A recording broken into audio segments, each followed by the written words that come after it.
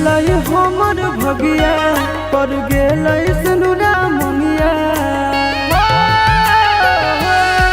जर गेलै हमर भगिया पर गेलै सनुरा मनिया चलल जाह जान दोसर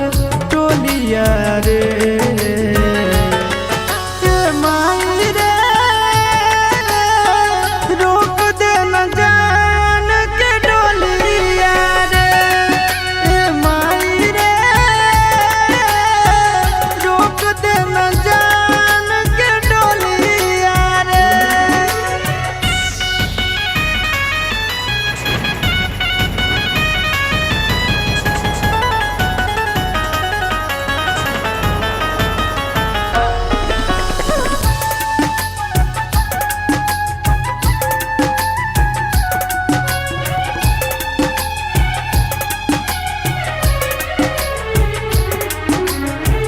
हमरे में बसो हलै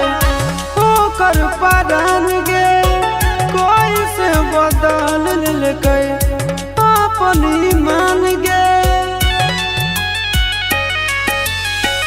हमरे में बसो हलै ओकर परान गे कोई से बदल लेकै अपन ईमान गे कैसे रहतै दोसर घरवा कौन चोराई ललकै चोरवा सुना हो जैतै हमर गलिया गे माई रे रोक दे न जान के डोलिया रे माई रे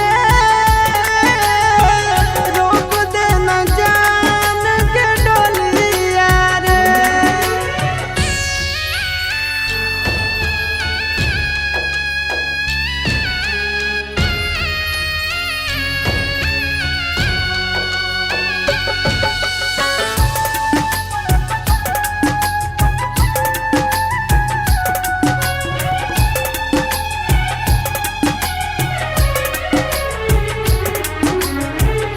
कैसे कर जबा पर खल कई पत्थरवा चल के दिखाई देना एक बेर चेहरवा कैसे कर जबा पर खल कई पत्थरवा चल के दिखाई देना एक बेर चेहरवा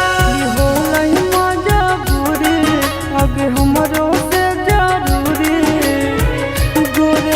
आशीष के बिगड़ल हलिया गे।